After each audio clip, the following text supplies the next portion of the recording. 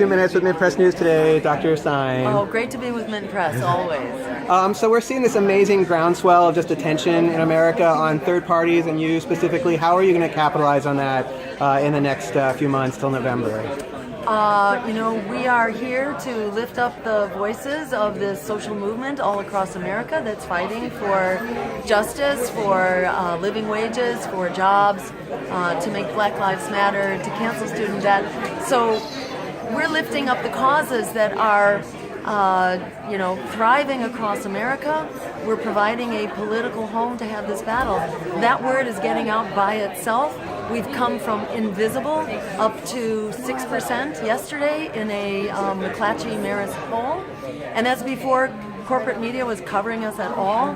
We now have a town hall meeting on CNN on the 17th of August. We'll be getting the word out for that. Tell your friends, come on down and watch it, because we could see the roof blown off of this election. The political system is melting down.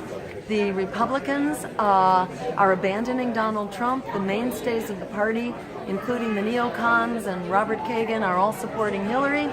The progressives have been kicked out of the Democratic Party. So we're seeing an incredible realignment, and word is getting out. People are just realizing that the lesser evil is not a solution. It is a propaganda campaign, because people stop coming out to vote for a lesser evil politician who's throwing them under the bus. So in the same way that we saw Congress flip from blue to red, each house of Congress, one after the other, with a lesser evil president, the Republicans aren't winning, the Democrats are losing, because their base won't come out and support for it. So just forget the lesser evil, fight for the greater good, like our lives depend on it, because they do. And remember, most importantly, there are 42 million young people locked into predatory student loan debt.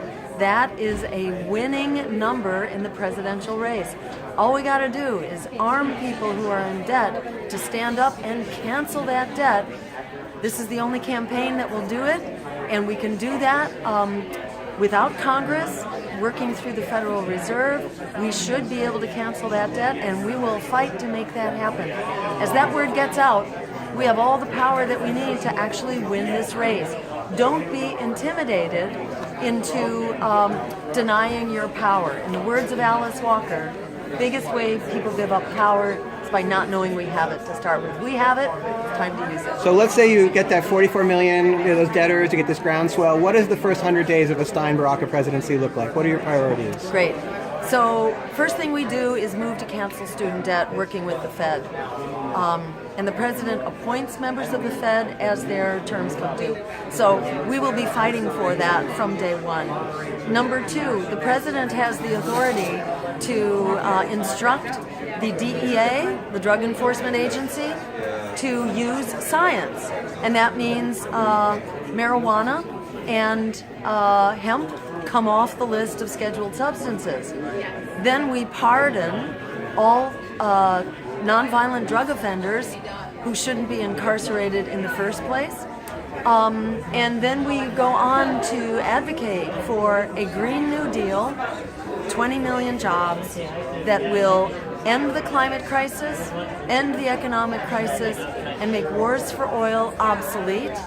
As the commander-in-chief, the president can also start a peace offensive in the Middle East to end these catastrophic wars for oil that are only making us more endangered rather than more safe. So we can create an America and a world that works for all of us. All right, well, thank you.